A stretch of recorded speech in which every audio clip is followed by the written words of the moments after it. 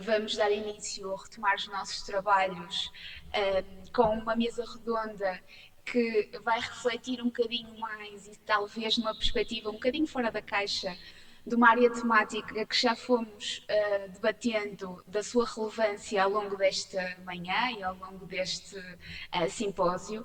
E, primeiramente, gostava de interessar os meus cumprimentos à Diavero Portugal e também ao professor Vítor Martins, que me lançou o desafio para hoje moderar esta mesa onde vamos falar de literacia, comunicação e a sua relevância para a adesão.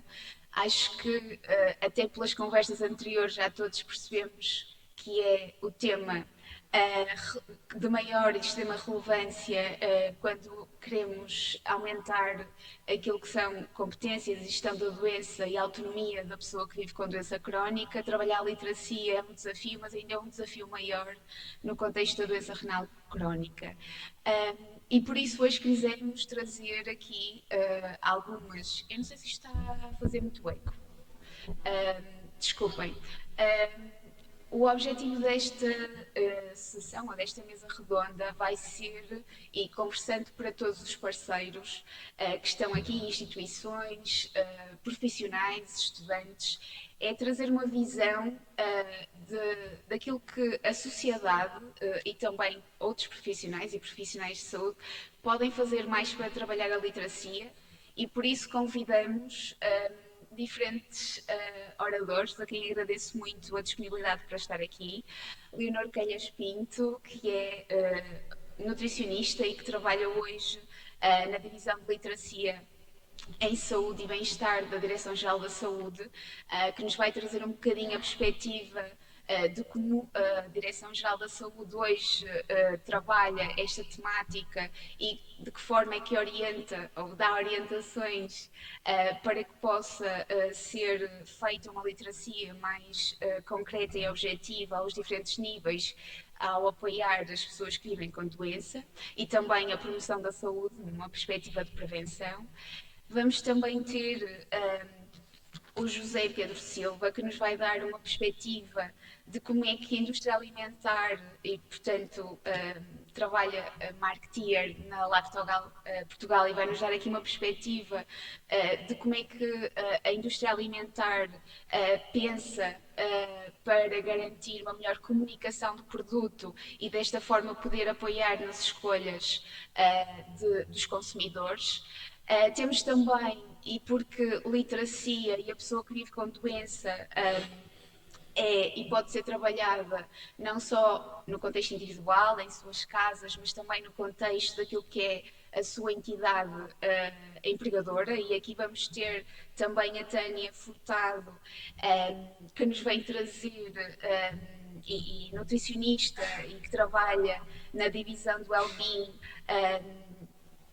portanto, desculpem, da Jerónimo Martins, que nos vai trazer a perspectiva de como se trabalha a literacia para os profissionais que trabalham na empresa e, portanto, garantindo desta forma a promoção da saúde, a redução do absentismo e a melhoria daquilo que são os resultados da empresa, mas também de que forma é que o retalho se posiciona e de que forma é que trabalha a literacia dos diferentes produtos que distribui e de que forma é que isso pode otimizar a melhoria nas escolhas de quem compra os diferentes produtos. Temos de seguida também a perspectiva daquilo que é o exemplo de como a Diavero trabalha a literacia junto dos seus doentes, e aqui temos para conversar connosco a doutora Leila Aguiar, também nutricionista nas clínicas da Diavero Estoril e de Linda Avelha, e que nos vem apresentar um exemplo prático de como trabalhar a literacia de forma contínua junto dos doentes com doença renal crónica e que acedem aos serviços da Diavero. E por último, e não menos importante, tudo isto é relevante para a pessoa que vive com doença crónica e, portanto, iremos ter aqui alguém que representa a pessoa com doença, que também vai ajudar-nos a refletir em que perspectiva é que nós podemos também melhorar para trabalhar a comunicação na perspectiva do receptor e também de que forma é que tem visto os diferentes profissionais e também a sociedade a tentar inovar para melhorar a literacia e saúde. E, portanto, sem mais demoras, passaria então a palavra à doutora Leonor Queiroz Pinto, que vai trazer então a perspectiva da DGS nesta questão da literacia e também comportamento e adesão à saúde. Desculpem. Muito bom dia. Permita-me que comece por agradecer o gentil convite que me endereçaram para participar no simpósio Nutrition for All. Dizer que é um enorme gosto e uma honra poder estar aqui hoje convosco e, na pessoa da professora doutora Diana Teixeira, cumprimentar os ilustres membros deste painel e toda a audiência. Lançaram-me o desafio, no âmbito desta mesa redonda, de abordar o tema da promoção da literacia, do comportamento e da adesão. Assim, teria de começar pelo ponto de partida, a literacia em saúde. Este que é um construto muito bem conhecido por todos nós, que está altamente interrelacionado com o conceito de literacia no geral. Isto implica aquilo que é o conhecimento, as competências e ainda a motivação das pessoas para conseguirem atuar em 4 grandes dimensões. O acesso à informação, a compreensão dessa informação, a análise da informação e, por último, a última dimensão, que é a aplicação dessa informação. Dizer-vos que a aplicação da informação é efetivamente a dimensão mais desafiante, porque efetivamente as pessoas conseguem, hoje em dia, aceder à informação, é algo já bastante generalizado, eventualmente conseguem compreender e avaliar a informação que recebem, se a informação é fidedigna ou não, se as fontes são de confiança ou não, mas a aplicação do conhecimento é efetivamente um desafio. A capacidade de mudar os seus comportamentos e esses comportamentos se manterem ao longo da sua vida é o maior desafio que temos enquanto também profissionais de saúde. E, portanto, a literacia em saúde exige algumas competências. Eu dividi isto em 3 grandes eixos. A primeira, ter conhecimentos básicos sobre saúde, para facilitar aquilo que é a adoção, ou não, dos comportamentos que sejam protetores da saúde, da autogestão da doença e ainda a da própria promoção da saúde. Um segundo eixo que tem a ver com a competência na utilização dos sistemas de saúde enquanto consumidor, enquanto utente, saber navegar no sistema de saúde e ter a capacidade de tomar decisões relativas à saúde, sendo aqui um parceiro-chave, ativo, na sua saúde, em parceria com os profissionais de saúde. Porque habitualmente o que acontece, há uma delegação de competências naquilo que são os profissionais de saúde e o nosso objetivo é que os cidadãos sejam agentes ativos na sua saúde, na gestão da sua doença. E por último, ainda o conhecimento sobre aquilo que são os seus direitos, os direitos de saúde e poderem participar num debate informado, num debate público, político, sobre os assuntos relacionados com a sua saúde. Trouxe-vos dados do nosso estudo, o Health Literacy Survey, com dados desde 2016 a 2021. E vemos efetivamente uma evolução, com uma diminuição da percentagem do nível de inadequado e ainda do nível problemático, mas, por outro lado, com um aumento do nível da percentagem de pessoas com nível insuficiente e ainda com uma diminuição do nível excelente. E, portanto, se fizermos o balanço efetivamente é positivo. No entanto, não estamos nem de perto próximo dos níveis, das metas que nós queremos atingir. Portanto, ainda que o balanço seja positivo, ainda há um longo trabalho, um longo percurso que temos pela frente. Especificamente, trouxe-vos aqui alguns domínios e vemos que na área da promoção da saúde temos níveis de literacia mais adequados em detrimento daquilo que é o próprio cuidado de saúde e na prevenção da doença. E ainda, se olharmos para eixos fundamentais dentro daquilo que é a saúde pública, não só a saúde individual, mas a saúde pública, efetivamente em Portugal nós temos níveis de literacia em relação à vacinação muito elevados e isto é algo que é facilmente comprovável. Nós temos o nosso Programa Nacional de Vacinação, que é um sucesso a nível internacional e, portanto, Portugal é efetivamente um país de referência ao nível da vacinação e isto verifica-se pelos níveis de literacia nesta área que os cidadãos efetivamente têm. Mas, por outro lado, na parte da navegação do sistema, na parte da navegação nos nossos cuidados de saúde, efetivamente os níveis de literacia aí já são muito inferiores e até bastante inadequados. E, portanto, há aqui uma área de prioritária de atuação, que é a navegação no nosso sistema de saúde. Assim, percebemos que, face a estes dados, fica claro que temos que melhorar os níveis de literacia de saúde da população. E como é que podemos fazer isso? Através da ativação de comportamentos promotores de saúde e ainda pelo desenvolvimento de ecossistemas promotores de saúde. E podem-me questionar, e quem pode promover literacia em saúde? Quem são os atores nesse sistema? E na verdade a minha resposta é simples, todos nós. Quer seja o cidadão, pode ser por iniciativa própria de um cidadão ou de um conjunto de cidadãos, por exemplo, associações de pessoas que vivem com doença. Temos, naturalmente, a parte das políticas públicas, que podem ser, aliás, devem ser transsetoriais, que se enquadra com o último eixo, que é os vários setores da sociedade, o setor da saúde, o setor da educação, da ação social, do planeamento urbano. Há uma série de setores que devem concorrer todos para o mesmo fim, promover saúde e bem-estar na população, e ainda a ação nos serviços de saúde, a ação institucional, organizacional, mas os próprios profissionais de saúde. E também queria referir que este processo de melhoria dos níveis de literacia em saúde na população deve ser um processo ao longo do todo ciclo de vida, idealmente começar desde a infância até, passando pela idade adulta, até chegarmos ao fim da nossa vida. Portanto, uma abordagem ao longo do ciclo de vida deve ser privilegiada.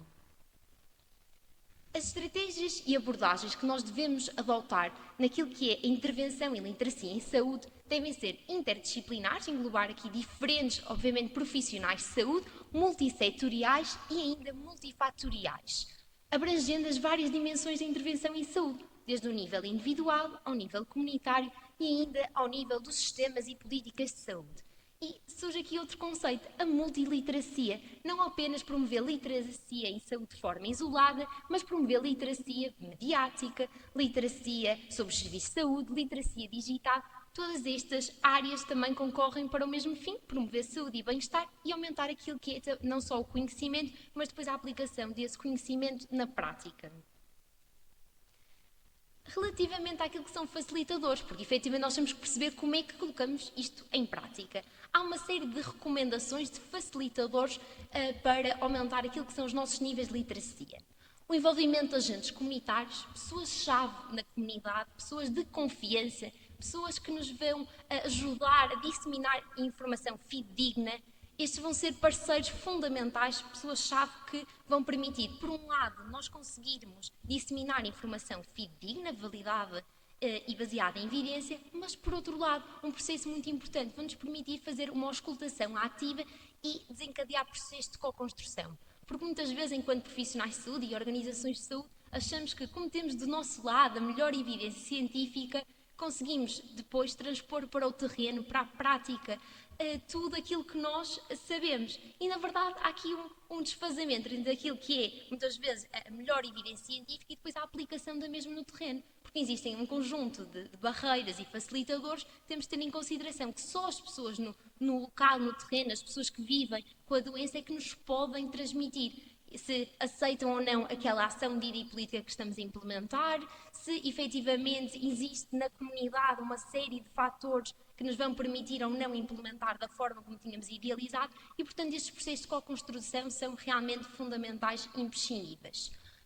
Reforçar também a parte dos esforços concertados da sociedade, temos a capacidade de ultrapassar aquilo que são as barreiras do setor da saúde e mobilizar os diferentes setores para trabalharmos em conjunto para a promoção da saúde e promoção da literacia em saúde, seguir aquilo que são as boas práticas de literacia em saúde, potenciar as nossas estruturas e os processos institucionais, ou seja, as próprias entidades, os próprios cuidados de saúde, suportarem a pessoa ao longo da sua vida e também no processo de gestão da doença e facilitarem aquilo que é a navegação no próprio sistema de saúde, integrar também políticas de proximidade que possam simplificar aquilo que são as respostas às verdadeiras necessidades e até diria às motivações da população.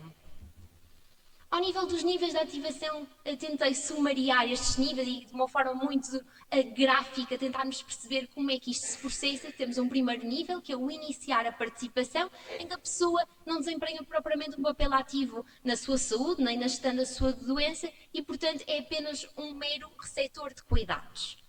O segundo nível, em que a pessoa adquire conhecimento e começa a ter confiança, em que a pessoa procura perceber como é que está o seu estado de saúde e quais as recomendações em saúde que deve seguir. O terceiro ponto, a ação. A ação prende-se com a pessoa conhecer aqueles que são os fatores-chave e iniciar o processo, iniciar a ação propriamente dita. No entanto, aqui surgem alguns desafios, nomeadamente como a falta de confiança, sentirem que não têm competências necessárias para adotar ou manter aquele comportamento. E por último, o que nós efetivamente queremos é que a pessoa mude o comportamento, mas que o mantenha a longo prazo, porque muitas vezes, mesmo quando conseguimos atingir a mudança comportamental, a sua sustentabilidade a longo prazo nem sempre é possível e o nosso objetivo é manter a pessoa motivada para conseguir a longo prazo manter então este comportamento. E os profissionais de saúde podem ser então os ativadores desta mudança comportamental, quer seja por simplificarem a comunicação, e vou abordar já à frente este ponto que acho que é fundamental, o confirmarem aquilo que é a compreensão por parte das pessoas de forma a mitigar o risco das falhas de comunicação, o tornar a navegação no sistema de saúde efetivamente mais fácil, mais simples e também de fácil compreensão e apoiar os esforços das pessoas para conseguirem melhorar efetivamente a sua saúde. E trouxe-vos aqui o nosso Plano Nacional de Literacia em Saúde e Ciências de Comportamento 2023-2030 e tem um QR Code que vos convido a digitalizarem para que possam depois, posteriormente, ler na íntegra. E, efetivamente, Portugal tem sido pioneiro na adoção de estratégias e ações que não só se focam na literacia e saúde, mas também na articulação com as ciências comportamentais. Procura implementar um conjunto de práticas para ativar comportamentos de prevenção da doença, promoção da saúde e proteção também da saúde.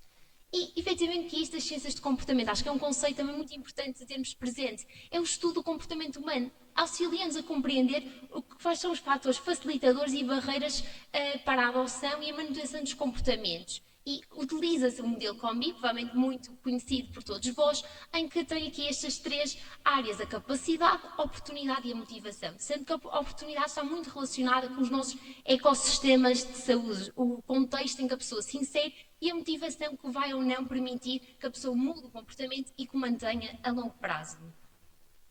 E olhando para o Plano Nacional de Literacia em Saúde e Ciências de Comportamento 2023-2030, há 4 eixos prioritários que ficam bastante claros. A comunicação em saúde, efetivamente temos que desenvolver estratégias em articulação com os cidadãos, de modo a que se escolha os melhores conteúdos mais adequados, os formatos de comunicação que são adaptados àquilo que são as necessidades e expectativas do cidadão com vista a influenciar o seu comportamento. A parte de navegação do sistema de saúde, que efetivamente, como vimos anteriormente, é um domínio que tem de efetivamente ser trabalhado. Os ecossistemas promotores de saúde, temos que encontrar novas oportunidades de ativação dos nossos comportamentos saudáveis. E há uma frase que sumariza muito bem aquilo que são ecossistemas promotores de saúde, que é tornar a escolha mais saudável a escolha mais fácil. É o nosso meio ambiente permitir que nós conseguimos escolher a escolha mais saudável, mas que seja a escolha que é imediata, a mais fácil no contexto em que estamos inseridos. E ainda a parte da mobilização social, que é este processo que envolve os diferentes setores da sociedade, os diferentes atores, sendo importantíssimo para conseguirmos estabelecer parceiros e agentes comunitários dentro dos diferentes públicos-alvo e aumentar naturalmente a sua confiança. E agora de uma forma muito rápida, porque sei também já me estou a alongar, mas ao nível dos ecossistemas de promotores de saúde, isto é efetivamente uma responsabilidade transversal aos vários setores da sociedade e o objetivo é exatamente ativar estes comportamentos que estão dependentes daquilo que são as competências, mas também são influenciados pelo contexto em que o cidadão é inserido. A parte da comunicação em saúde, porque efetivamente as organizações de saúde, os profissionais de saúde, têm que estar conscientes que os meios tradicionais hoje em dia são insuficientes para prevenir e controlar os principais riscos de saúde e, portanto, é necessário adotar novas estratégias de comunicação com base naquilo que é a melhor evidência, mas também no processo de auscultação aos cidadãos. E olhando assim para umas pequenas recomendações nesta área, porque acho que é bastante relevante para os profissionais de saúde, a parte da comunicação de forma clara e direta, ou evitar o jargão técnico, que é uma tendência que os profissionais de saúde têm, é de utilizarem jargão técnico que as pessoas não compreendem, a equivalência de conceitos, as pessoas não saberem, nós termos utilizado um determinado termo e para as pessoas ter um significado completamente diferente, e haver discrepâncias naquilo que é a percepção, e ainda a questão dos números, utilizarmos números que para as pessoas não é nada familiar, não sabem o que aquele número significa, ou no caso da alimentação, a questão de dizermos 10 gramas e as pessoas não terem noção se é uma mão cheia, são 2 colheres, e portanto tentar arranjar aqui os equivalentes para as pessoas conseguirem ter uma relação mais próxima com aquilo que nós estamos a transmitir. E algumas técnicas que podemos aplicar no contexto prático, desde o teach back, ou seja, confirmar a informação pedindo à pessoa para nos explicar de volta a informação que lhe transmitimos, o tentar repartir e compartimentar, ou seja, tentar transmitir informação de uma forma muito sucinta e em pequenas quantidades, porque senão a pessoa não terá a capacidade de memorizar, a linguagem simples, utilizar imagens, a questão das perguntas e exemplos práticos para as pessoas terem uma maior proximidade com a informação. A parte da mobilização social, como disse, é este processo que envolve os agentes comunitários, a participação da comunidade, e que o nosso objetivo final será então aumentar a confiança de diferentes públicos-alvo. E para terminar, quase um sumário daquilo que estive a apresentar até agora, efetivamente há aqui diferentes eixos que nós temos de trabalhar, desde o desenvolvimento das estratégias de promoção de literacia e saúde, que englobam os ecossistemas, mas por outro lado também as políticas de saúde que têm de ser abordadas ao longo de todo o ciclo de vida, ou seja, serem transversais ao longo do ciclo de vida. Isto vai levar ao processo de tomada de decisão, em que as pessoas têm que estar capacitadas para conseguirem tomar as decisões em saúde, a promoção e a adoção daquilo que são os estilos de vida saudável, novamente ao longo do ciclo de vida, a capacidade das pessoas utilizarem os serviços de saúde e, por último, facilitarmos a mudança comportamental, para no final termos resultados em saúde, melhorarmos a qualidade de vida, o bem-estar, que naturalmente é subjetivo, depende daquilo que também é a percepção individual de cada pessoa, e a sustentabilidade do nosso sistema de saúde. E portanto aqui são alguns pontos-chave que, também para não me alongar, acho que estão aqui bastante sumariados, e portanto depois também posso discutir convosco estes pontos-chave e trazer aqui uma frase final, aqui um call to action, porque efetivamente temos que ter todos a capacidade de fazer parte desse sistema, melhorar os níveis de literacia e saúde da população, e acho que esta frase traduz mesmo isso: transformar a ciência em comportamento e o conhecimento em comportamento. Muito obrigada, e encontro-me agora disponível para questões. Obrigada, doutora Leonor Calhas Pinto, pela sua excelente comunicação, e agora passaríamos então ao doutor José Pedro Silva, que nos vai trazer aqui o exemplo prático de como é que a indústria alimentar também trabalha o conhecimento para melhorar a comunicação de produto e desta forma poder potenciar a literacia e saúde de quem compra. Obrigada a todos. Obrigado. Ora, bom dia a todos. Agradecer também o convite e felicitar os meus colegas de painel. E agradecer, acima de tudo, a disponibilidade para receberem um marketeer neste contexto, que acredito que poderá ser interessante para ambas as partes. Portanto, contextualizando um bocadinho aquilo que é a nossa responsabilidade enquanto responsáveis de marca, nós estamos sempre neste balanço entre aquilo que são, nas metáforas mais clássicas, os dois lados do cérebro, um lado mais racional, um lado mais focado na venda, na conversão do nosso destinatário, do nosso consumidor, e um lado mais emocional, o lado da sedução, o lado do envolvimento, o lado que quer trabalhar a reputação da nossa marca, dos nossos produtos, no mercado em que se insere. Numa perspectiva mais dramática, poderíamos ser acusados de manipular. Quando fazemos bem, aquilo que queremos é, na verdade, influenciar. E este balanço é ténue, é tentador, às vezes mais fácil olhar para o lado negativo. Tentemos olhar para o lado positivo e aquilo que podemos fazer de bom com as marcas e as soluções que temos nas mãos. O que é certo é que nós estamos a fazer isto num conjunto de canais cada vez mais disperso.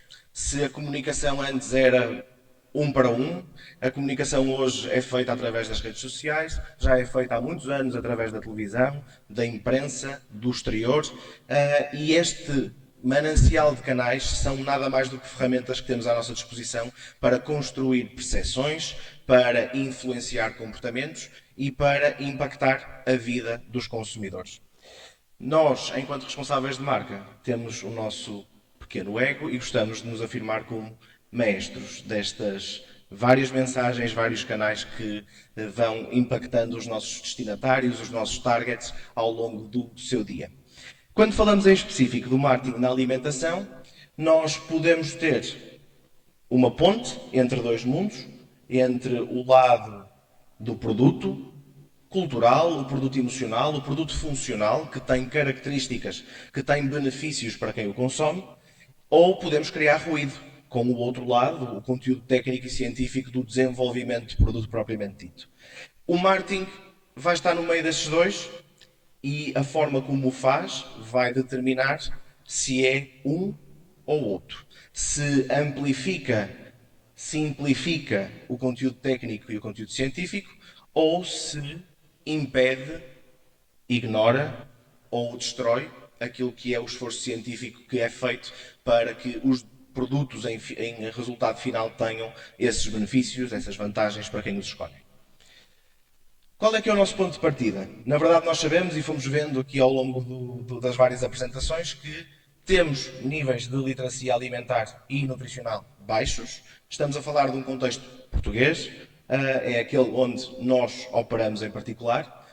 E acima de tudo estamos a falar, no nosso caso, de produtos de baixo envolvimento.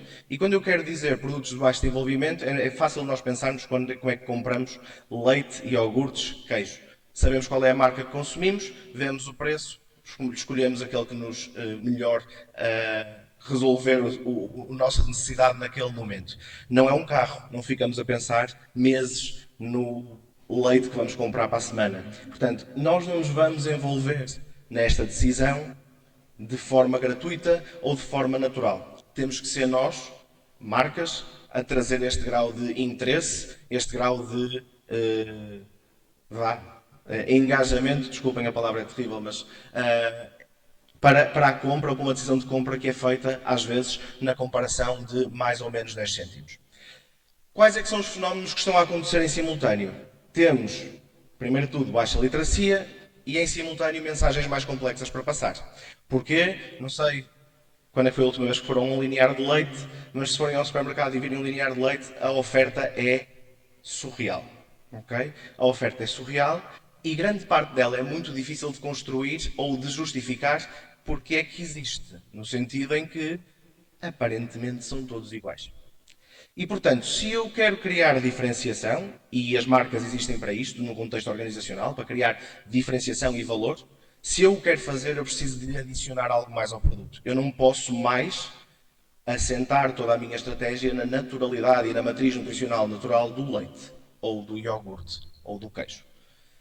Por outro lado, temos mensagens contraditórias. O que é que eu quero dizer com isto? Já passamos todos por uma fase em que todos sabemos que o leite já passou uma fase ótima, de reputação, já passou uma fase menos boa, já esteve pior do que está hoje, okay? já voltamos um bocadinho a um contexto menos afirmativo do lado negativo do produto, mas com a diversidade de canais, com a quantidade de vozes ativas, com a opinião, às vezes credível, outras vezes pouco informada sobre as categorias que nós consumimos na nossa alimentação, temos cada vez mais mensagens contraditórias que nos chegam diariamente por Instagram, por TikTok, por Facebook, por e-mail marketing, o que seja. E isto faz com que tudo junto gere desconfiança e confusão. E nós aqui gostamos de acreditar que temos um papel ativo e que podemos fazer melhor. Podemos fazer melhor no equilíbrio entre a linguagem apelativa e o rigor científico. Podemos fazer melhor na legislação e na promoção da inovação legislativa naquilo que são as regulamentações alimentares para a comunicação de alguns benefícios onde a investigação e a inovação já chegaram, mas a legislação ainda não. Podemos fazer melhor na simplicidade, nesta tradução da ciência para benefícios, para percepções simples, para uma linguagem que o consumidor consiga entender e falar do benefício mais do que muitas vezes da característica técnica que está no produto e que lhe permite alegar determinado benefício, e podemos fazer muito melhor no design e na rotulagem e na comunicação que fazemos através do nosso produto. Trago aqui um exemplo muito simples de um lançamento recente.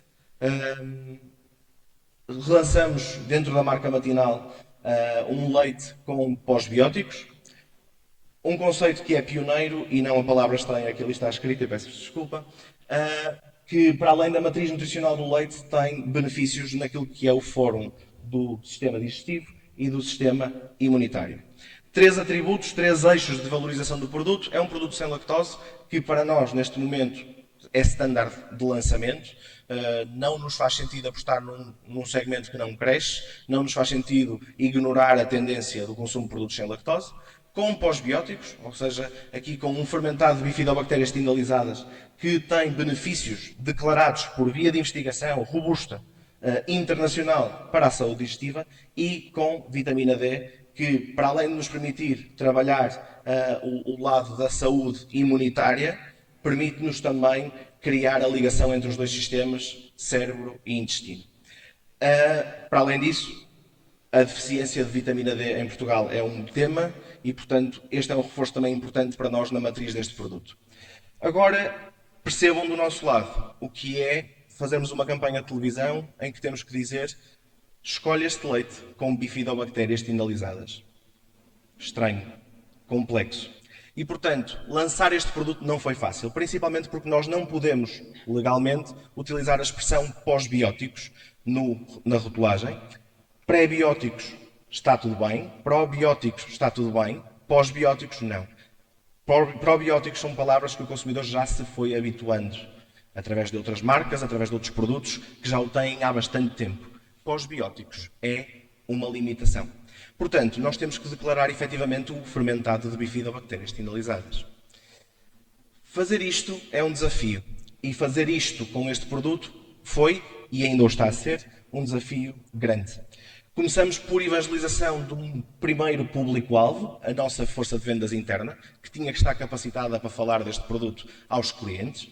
Em muitos dos casos, fomos nós aos clientes, com a nossa equipa de desenvolvimento de produto, com a nossa equipa de nutrição interna, explicar o que era este fermentado de bifidobactérias tindalizadas.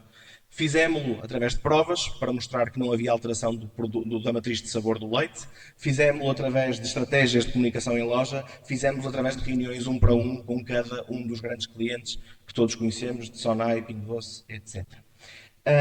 Fizemos-lo com os prescritores, através de congressos, com nutricionistas, com profissionais de saúde, com médicos, com tudo aqueles que poderiam ser recomendadores dos benefícios deste produto e que nos pudessem trazer aquilo que é a validação da nossa proposta de valor. E, acima de tudo, temos-lo feito com os consumidores. Temos-lo feito com o quê? Com um primeiro momento de comunicação onde mostramos a grande abrangência deste produto e como é bom para a generalidade dos consumidores. E depois, através de meios mais específicos, fomos construindo a vertente didática deste discurso. Fomos desconstruindo o argumentário científico para que se simplificassem as mensagens, levando alguns parceiros a falar por nós, de coisas que nós não podemos falar, nem sentimos que temos a credibilidade para o fazer, mas apoiando-nos no conhecimento, na credibilidade e na viabilidade que outros parceiros podem dar a este produto. Através de podcasts, através da comunicação do ponto de venda, através do marketing de influência. O marketing de influência pode funcionar para o bem e pode funcionar para o mal. E a verdade é que tentamos encontrar aqueles que seriam as caras certas, sendo elas, nomeadamente nutricionistas, sendo elas personalidades do universo do lifestyle, onde nós sabemos que este foco, esta afinidade com o tema do bem-estar é relevante e que sabemos que têm poder de influência na decisão de compra, e procuramos trazê-los todos para o ecossistema de uma mensagem alinhada, mas não obrigatoriamente igual em todos os canais. Cada canal tinha um papel. O maestro, neste início, não fui eu, mas garantiu que determinados instrumentos entravam no momento certo da sinfonia que queríamos que tocasse no final, para garantir que, no todo, quem fosse impactado pela mensagem, primeiro de tudo, não encontrava mensagens contraditórias, no limite encontrava simplificações dessa mensagem, encontrava formas mais fáceis de a consumir, formas mais fáceis de a perceber. E por isso as marcas, e nós em particular, queremos afirmar-nos como um agente de mudança. Nós comunicamos nutrição, mas para isso nós temos que o fazer de forma muito clara e ética.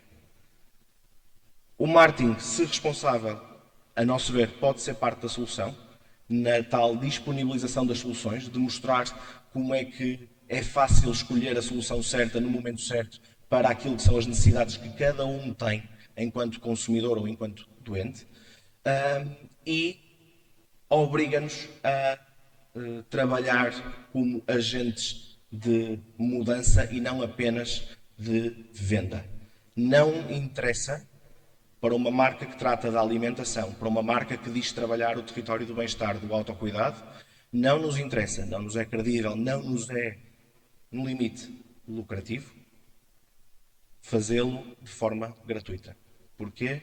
Mais à frente, se falharmos num destes passos, descredibilizamos 30, 40, 50 anos de marca no mercado e destruímos o valor que construímos e em que investimos para construir.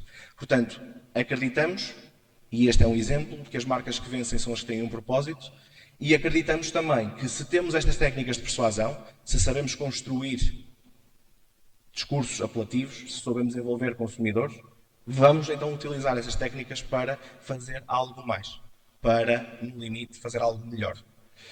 E por isso, quando conseguimos aliar estes dois universos, do marketing, que tem as ferramentas e tem a estratégia, e a saúde, que tem o conhecimento, que tem a credibilidade, que nós não vamos conseguir ter, nem nunca teremos, sem ser com uma conjugação de esforços, acreditamos que podemos, por um lado, trabalhar o impacto e a influência das mensagens que passamos, e, por outro lado, a credibilidade, o rigor e a transparência com que o fazemos, e, no limite, os dois universos ganharão pelo impacto e pelo resultado final que cada um ambiciona. Obrigado. E agora seguimos com a doutora Leila Aguiar, que nos vai então trazer a perspectiva de um exemplo de programa de literacia na Diaverum Portugal. Obrigada. Olá, bom dia. Isto é assim. Um bocadinho mais alta. Eu venho-vos falar então da literacia nutricional na Diaverum. Eu sou nutricionista responsável pelas unidades do Estoril e de Linda a Velha. Portanto, devemos ver a literacia como uma via para, a literacia deve ser vista como uma via para uma maior qualidade de vida e deve ser um suporte muito importante para a prática clínica, portanto, para a nossa atuação clínica, principalmente no contexto atual. No passado, dado o perfil de doentes e outros fatores,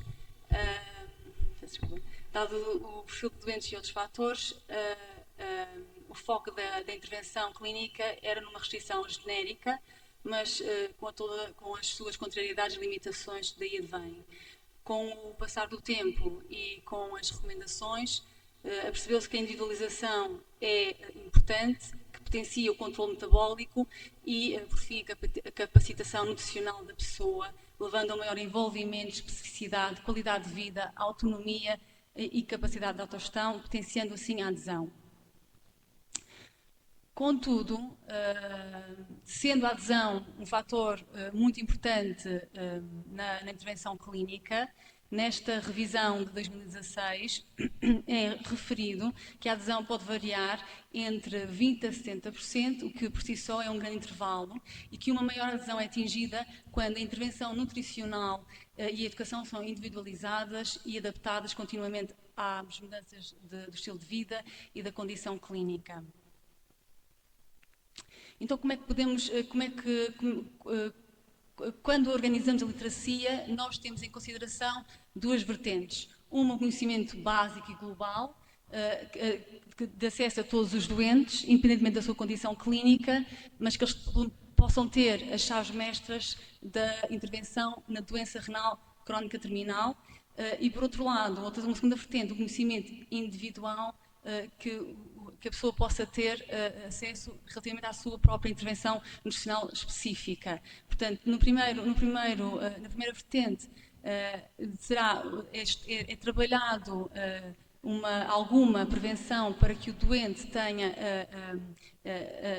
consiga prevenir situações futuras, enquanto que numa segunda vertente, este aspecto da literacia é usado com um objetivo clínico específico. Consideramos que no desenho das atividades de literacia, o ponto de referência será uma nutrição que permita a qualidade de vida e estes devem ser sustentados pelo fundamento científico e clínico, com compromisso entre a segurança, a capacitação e qualidade de vida, com foco primário na individualização e na literacia, aumentando a adesão com o menor esforço possível.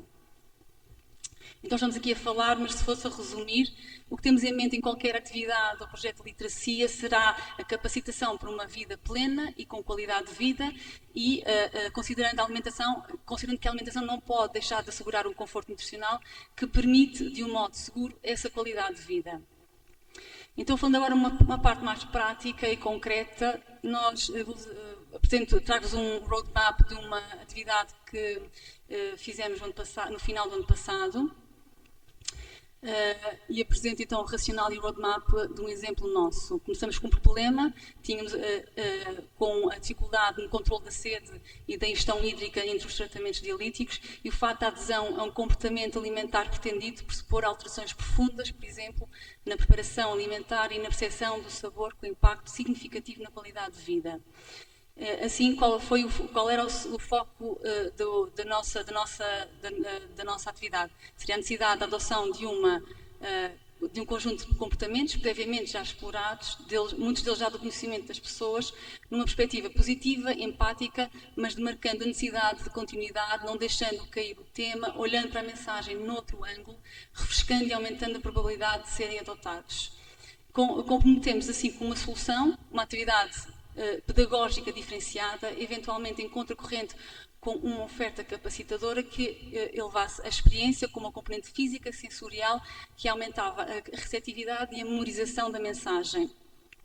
E como é que concretizamos? Com a elaboração de um folheto desdobrável em formato diferenciado e com oferta de drageias refrescantes. O alvo foram todos os nossos doentes para atingirmos estas duas camadas, tanto do conhecimento base global como o individual, se fosse esse o caso.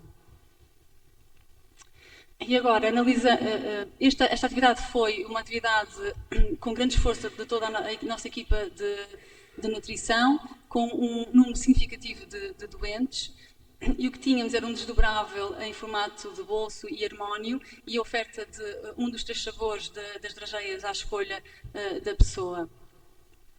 E agora, analisando então o desdobrável, o conteúdo do desdobrável, nós quisemos dar a ideia de uma escalada em montanha, porque é uma caminhada contínua com altos e baixos. O texto foi positivo, claro, empático, facilitador. Tinha como título, então, controlar a sua sede e o que bebe é um desafio contínuo. Um bom cuidado nutricional faz parte do seu tratamento para que os nossos doentes não deixassem de comer por causa do ganho de peso entre as sessões de diálise. Na página seguinte, fizemos referência então ao risco cardiovascular. A seguir, falamos do sal de uma forma positiva. Na página seguinte, mencionamos a necessidade de higiene oral com estratégias para reduzir a sede ou melhorar a sede. E depois falamos do café e das bebidas alcoólicas e cafeinadas como novas perspectivas de mais escolhas que os doentes poderiam controlar. Nas páginas seguintes, fizemos interligação com a aplicação que temos com uma ferramenta de apoio e aos volumes a considerar. Por fim, fechamos remetendo a pessoa para o ecossistema de literatura que temos sobre o tema. Esse ecossistema está numa página dedicada com o restante material que foi desenvolvido sobre este tema.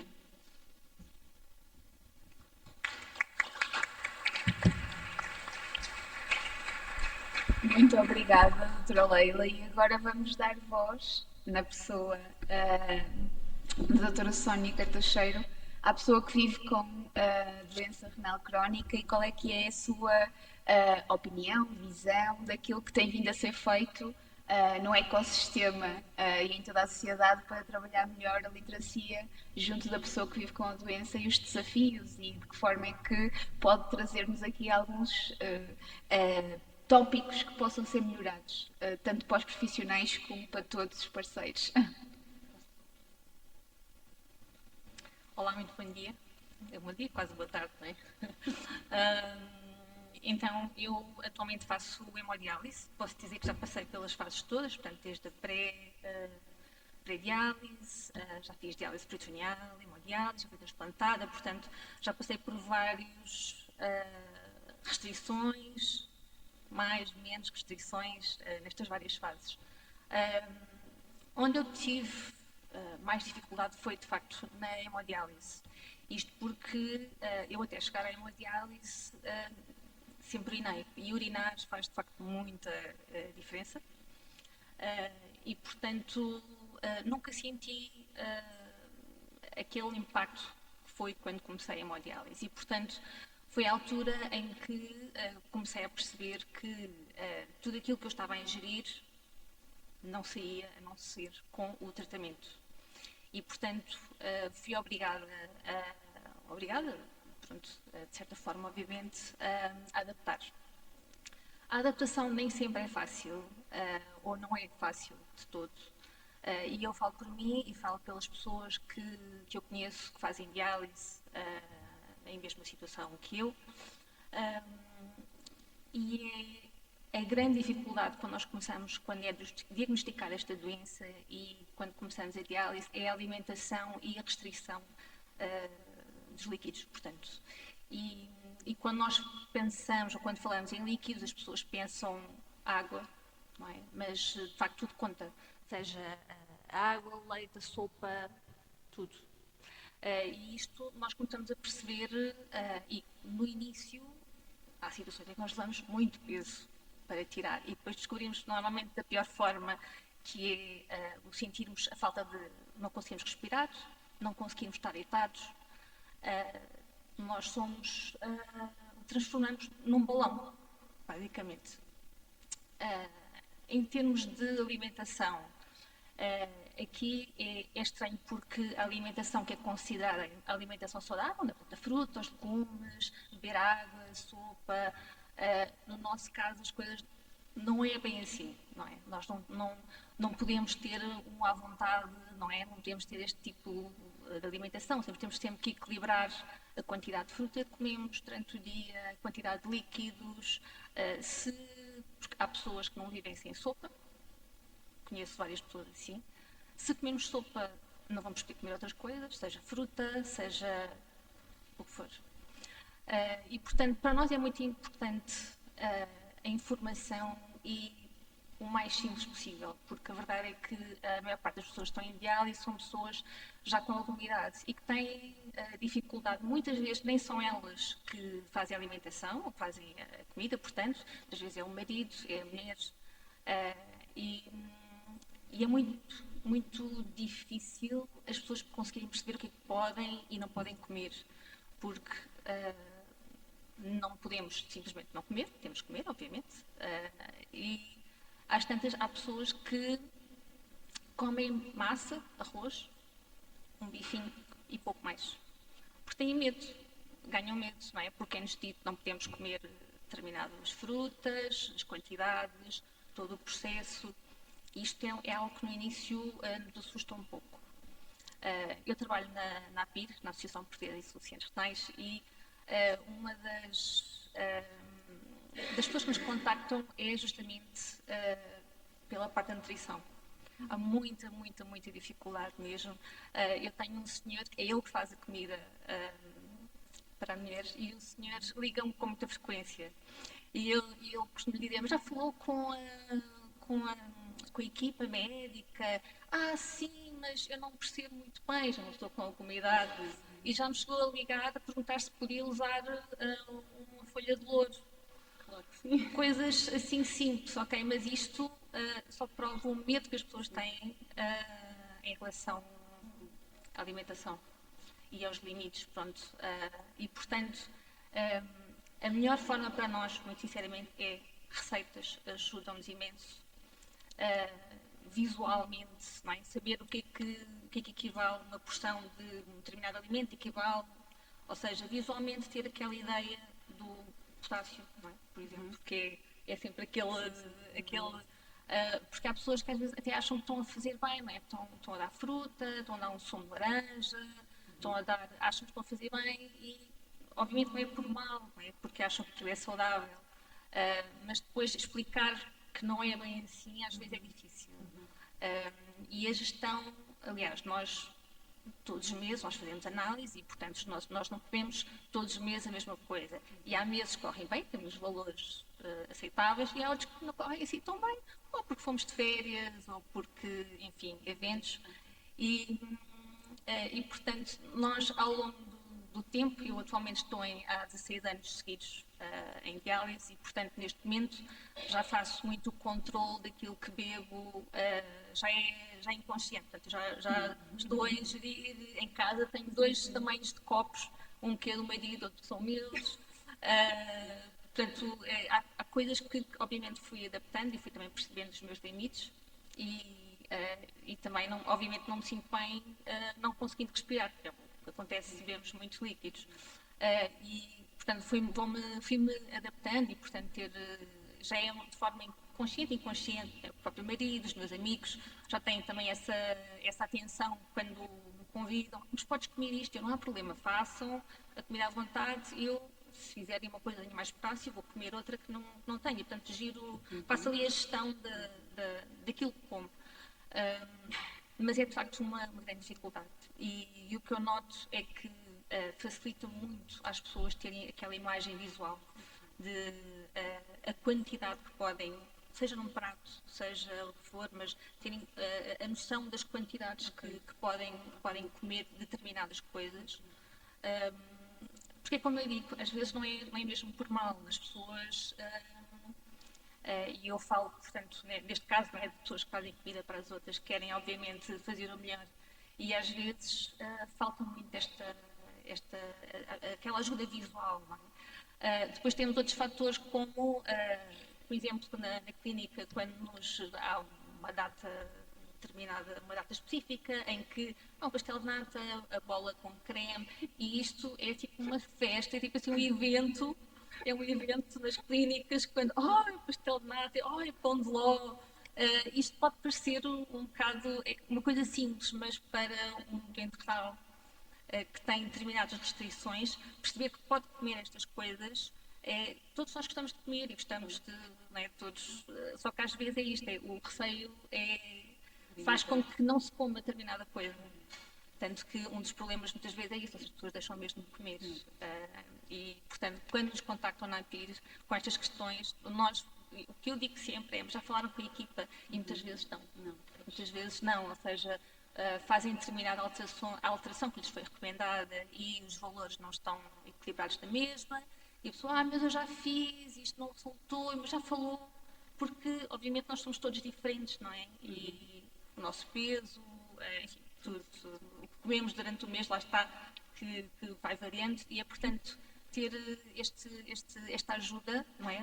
Da equipa da nutrição, da enfermagem, médica, e ajudar-nos com esta escolha, o mais simples possível, muito visual, sim, e as receitas ajudam muito. Por falar em receitas, vamos ter mesmo que avançar para o próximo painel, mas eu agradeço muito a partilha da sua perspectiva. Acho que, no fundo, encerra dando a todos notas de como é que podemos fazer melhor e trabalhar melhor, não só a comunicação, mas também fomentar a literacia para a pessoa e dando empoderamento à pessoa que vive com doença para uma autogestão da sua doença. Agradecer a todos os que estão aqui no painel. Eu, por causa do tempo, não vou abrir aqui o lugar à discussão, mas tenho a certeza que ainda no decorrer do dia de hoje podemos discutir fora deste contexto tudo aquilo que foi aqui debatido. Agradecer a todos mais uma vez a vossa presença e vamos então dar continuidade aos nossos trabalhos para não nos atrasar para a hora do almoço. Obrigada.